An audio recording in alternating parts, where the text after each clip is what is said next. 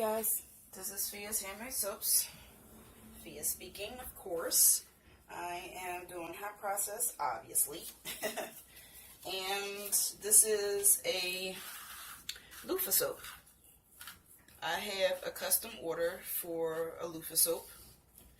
And here are my loofahs cut into sort of 1-inch pieces. So you'll see how I put that together. Before, as you see before, when I tried to do the loofah soap before and put the whole thing in the loaf and did try and, that didn't work out. So I'm doing a different approach. My fragrance is Fierce from Brambleberry. My oils are in here. My lye water is over there. And got my loofahs over here.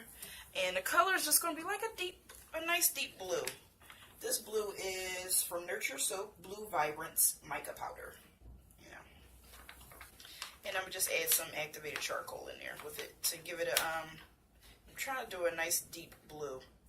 So my lye water is not in here. This is my oils. And I wanted to put in the oils first, so I won't have to do it later, since it's all one color. Okay, this is, it's because I let it sit in the bag.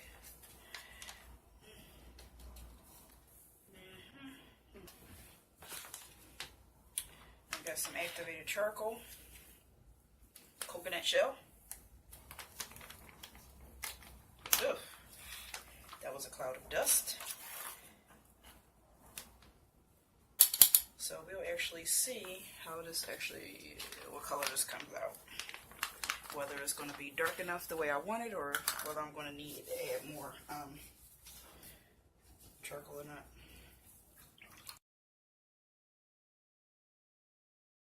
Can you guys see that blue?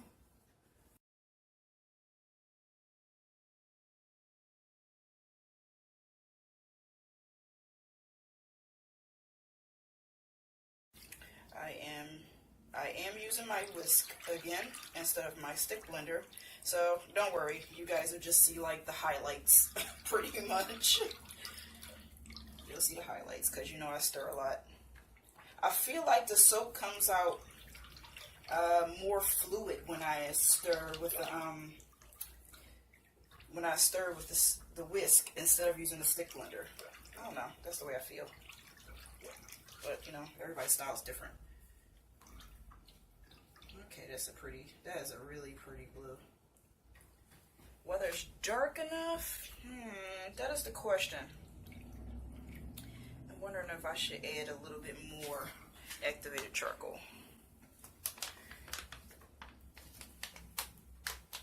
Maybe a little bit.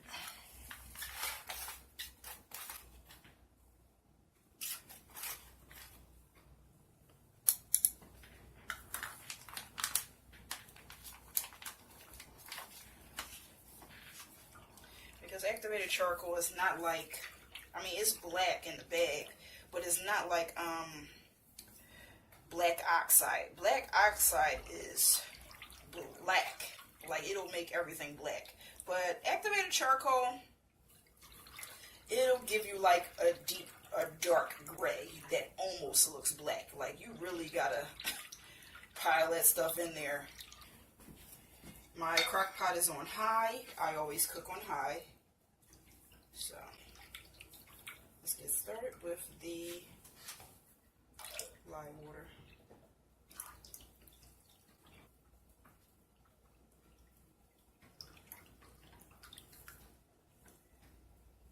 That's pretty. And this is where I will pause you guys.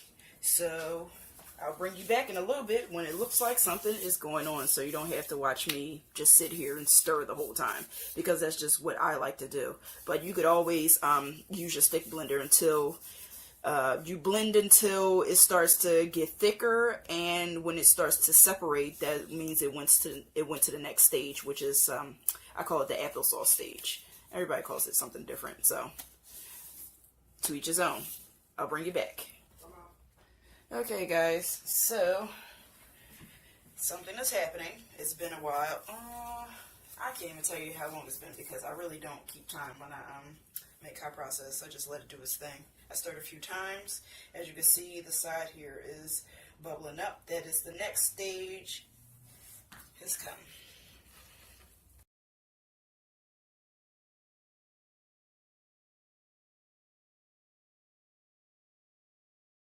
So when everything starts to separate, you just stir it back together, or you can get your stick blender and blend it back together. I like to stir it. Okay. It's been like maybe 5 minutes. Look at that. The volcano is here. There we go. And just stir it down. Turn this crop down too. There we go. Yeah.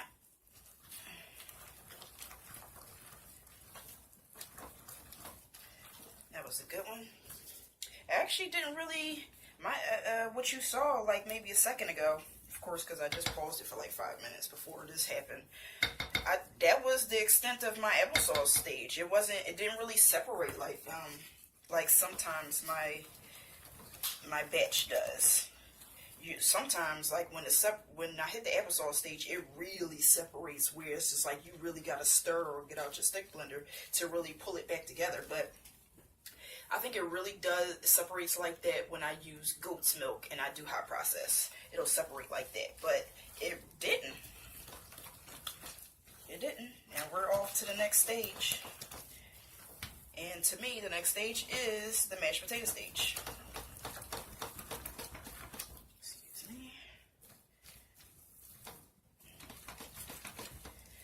Practically, yeah, we're almost done. I only started at, I don't know, I think it's been less than an hour.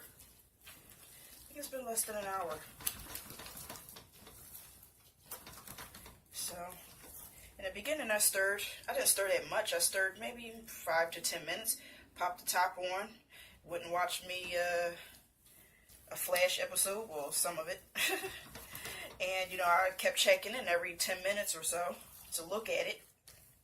It looked good. And then it started to get a little applesauce stage, a little separation, but not really. Just, looked like it was old cottage cheese, but it didn't break down that much. And so, stirred it a little bit, popped the top back on, came back, and it was puffing up. So, this one definitely cooked pretty fast. Glad.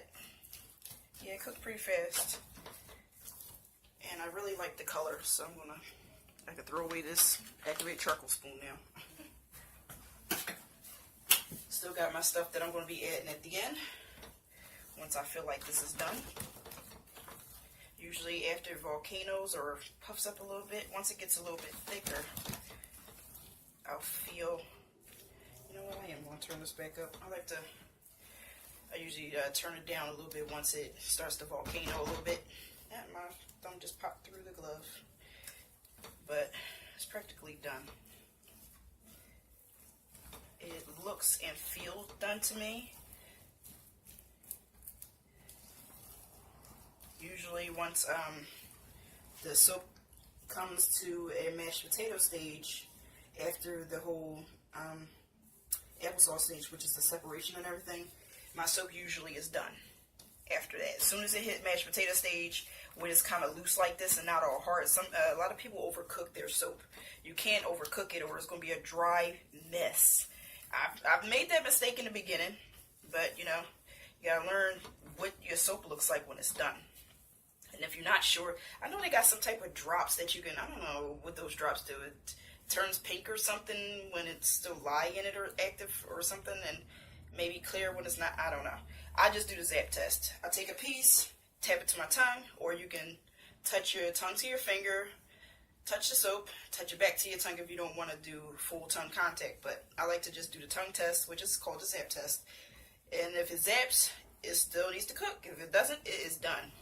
So I like the zap test when it hits this stage before it gets too dry, because usually at this stage, which is the mashed potato stage, which is, to me, again, after you get that whole applesauce stage and it's all separated, and you could probably gotta blend it or stir it back together. Once it comes back together and it gets mashed potato-y like this, it's done. It's done. Do the zap test or do whatever test that you usually do. Do not overcook it. So when you do your zap test, when it gets to this stage, no zap, turn it off. It's done. That means you'll have a higher chance of having a nice fluid batter. If you keep cooking it because you're just not sure and you're afraid to do the zap test, which is nothing. I mean, if you're afraid to do a zap test, it's no big deal. But you know, some people are. But just, it's done. If you're still cooking it, like my pot is on high, and if I just leave it like this, put the top on, come back maybe 10 minutes later, and it's not doing anything, and it's just sitting here like this, nicely, pretty much cemented in there, like there's no bubbling up, there's no nothing, it is done and it's been done. And that means you're just cooking it after it's done, and it's drying out rapidly, and you're going to have a hard mess that you're going to have to really just like try and smush into the mold. This is done. You know, you want it still to be nice and, you know, like that. You know, we're still going to add some stuff after, once I turn this pot off and everything, to keep it fluid. But if you just keep cooking it after this stage, you're pretty much, you know, you're overcooking it, and it's going to be hard. And you don't want it to be hard. And try and like smush it in. And a lot of people don't like the way hot processed soap look, because it's kind of, you know, rustic looking or kind of like a weird mess looking on top. But if you want to smooth out your hot process on top of your loaf, when you put it in to try and like as this is an example, let's say this is in your mold already and you just don't like the way it look, you spritz some hot water on it, on top of it, and then you can do your, the way you do your cold process stuff, you know, some swirls a little bit. You just got to spray some hot water on it to loosen it up, you know, and you won't get that weird crusty looking top. I don't mind it because, you know, I like hot processing. That's just what comes with the territory sometimes, and that's the way I just like it. But I want to take a little piece, do a zap test real quick, because this is pretty much done. This is done. And if it's not done, that would be weird. So make sure it's not hot. Take a little piece. You know, I like to spread it out. And then, which it'll just taste like soap, which is pretty nasty. But then you just scrape this part off and throw it in the trash. Okay, so that's done. Turn that off. Now, my fragrance. Make sure that I don't forget it. I have my shea butter for my super fat. I have goat's milk and agave. Usually would be honey, but this is a cold season right now, and I only have a half a jar of honey, a small jar, and I'm like, I don't want to use my honey for the soap. So I pulled out the agave that I never really use. I've only used it for like maybe one soap, which was the oatmeal milk and agave soap. So I was like, I'm going to just use that up instead. About the same, you know. So, 3 teaspoons.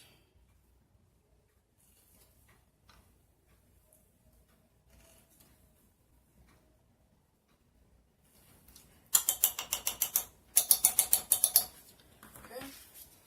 Wipe off the edge of that.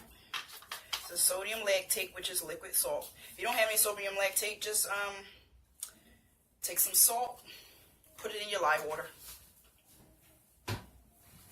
or maybe dissolve it in some water or something like that and just pour it at the end, type of thing, you know.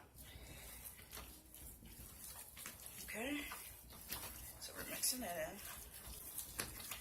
Yeah. A little too aggressively.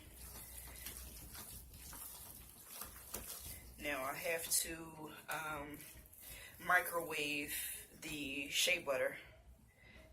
It was no point in me doing it beforehand before I started, because it's cold season, it's fall. The thing would have solidified right before I could even get it in the pot anyway. So I'm going to microwave that and microwave the goat's milk and agave so the agave can be mixed in good.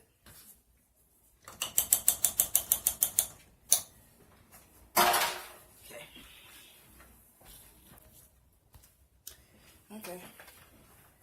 So I nuke the shea butter on for a minute, and I nuked the goat's milk and agave on for a minute and a half.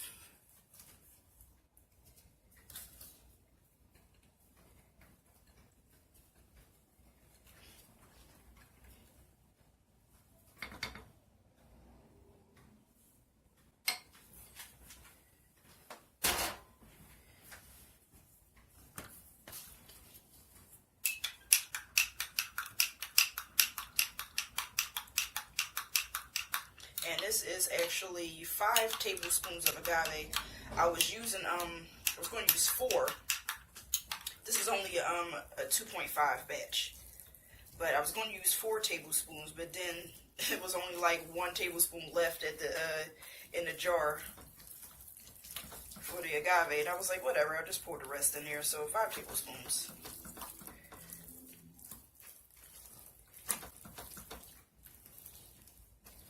So this is the way it's supposed to look when you mix everything up. It's supposed to look just like that. No matter what. I usually use coconut milk and honey. But you know, I don't have any. No, I have coconut milk. It's just in a can, and I didn't really want to open a whole can. So I had to go smoke ready, and I have the agave because, you know, I need the honey for my tea. So that in there. Now let's get the,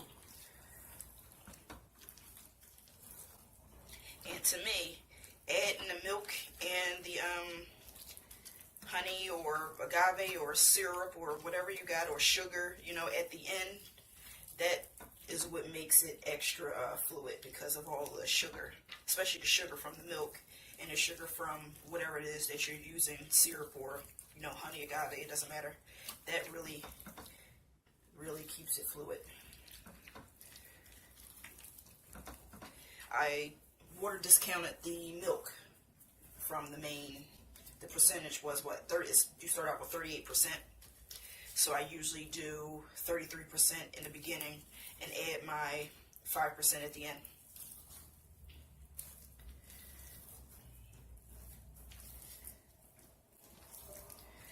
That's what I do. I don't discount the honey. I don't take the honey out from any liquid or anything like that. The honey is an additive, so I don't discount, you know, the honey and from the main batch of liquid, and I don't discount the sodium lactate from the main batch of liquid. Just like the milks or whatever that I add at the end, but not the like honey or syrup or sugar or nothing like that. The shea butter that I did add at the end, which is my super fat, that was subtracted from the beginning as well, because I use an 8% super fat. I use 3 in the beginning and add my 5 at the end. That's to keep everything more fluid. If you don't want to, you don't have to. You can put everything in the beginning if you want to. But if you did that, it wouldn't, you know, it wouldn't look, you know, that fluid like this. It would just look the way it was. It would look the way it did before I added all that stuff at the end. You can add more stuff too. Like if I know some people add some more syrup, maybe some more sugar water, and some people discount it and some people don't. But when you add all that stuff at the end, you know, you get a really, really fluid. Okay. And no, I don't discount my fragrance from the main liquid either. It's an additive. I don't discount that.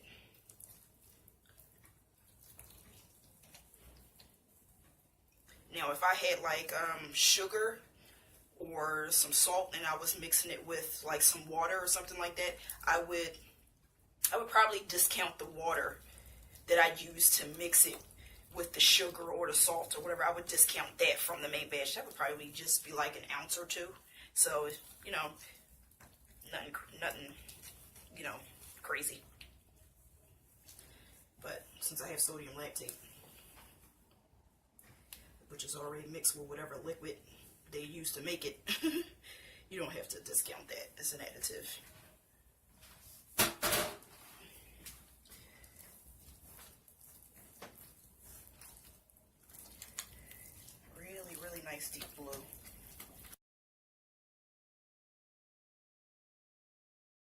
Okay. Looks good. So now, what I'm going to do is, I have my mold. Now, so this is my thought to do. Is you guys all know how I tried to do this before. It was a mess. So this is how I'm going to try and do this now. We're going to see if this works. I hope so. Okay.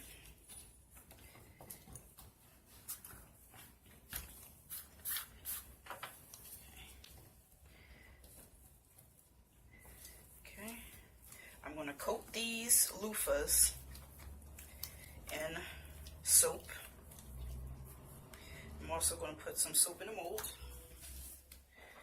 So, because I need the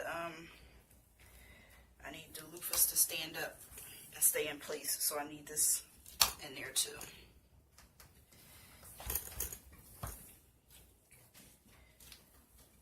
Okay. All right.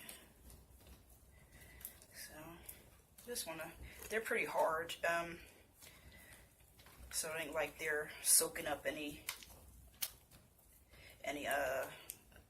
soap, not the hot process. I think if it was cold process and it was extremely liquidy, then it probably would really soak up the soap. But, you know, I just need to get the soap in the middle of the loofah, you know, because that was another thing when I tried to do this the first time. I couldn't really get the soap in the middle. So when I thought about doing this soap again, I almost wanted to do cold process, but I was like, how do I get the soap in the middle? So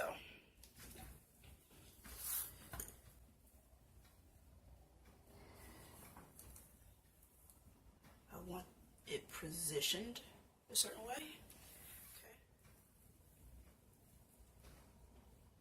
Okay.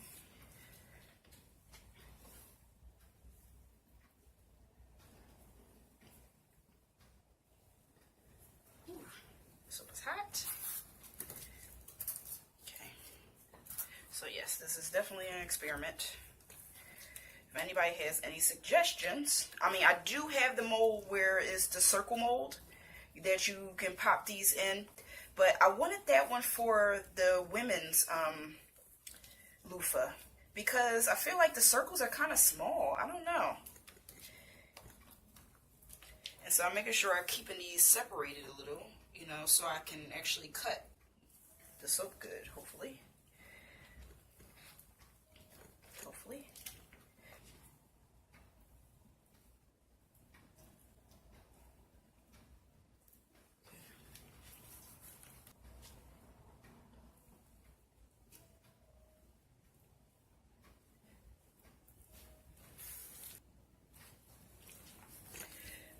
Yeah, I think I need to space them out some more. Space it out some more. Maybe I didn't need the soap that was at the bottom. Maybe.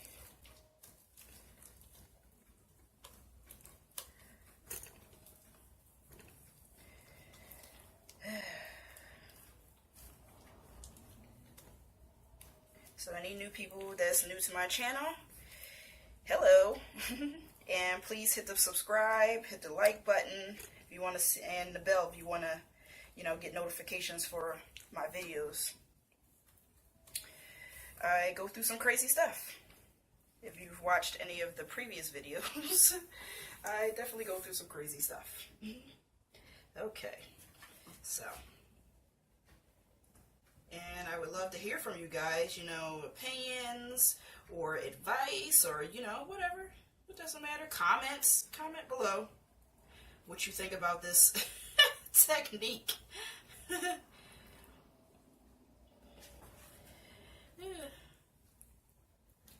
There we go. Make sure everybody's lined up and spaced good. So I have a good, yeah. So I have, what is it? When I use my single wire cutter, that I can actually cut it appropriately. It's like one that's softer than the rest. Like this one is the softest one, the third one. Okay. I want everybody to have a good spacing. Okay. Sheesh.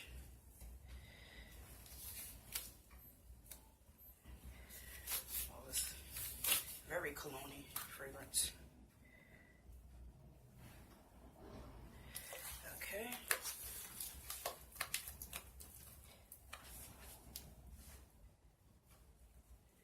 Now this is just, I would even be afraid of tapping this down, so I probably won't. Maybe it did come to a good amount.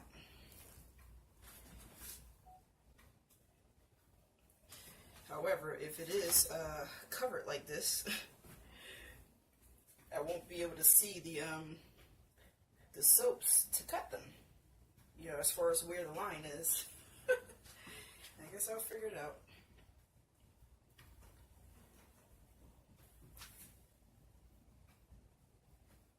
Yeah, I just wiped that off. I don't think it really needs to really look like anything, because it is hot process, and I did pile it all on top of each other. You know, I don't have to spray any hot water. It is what it is.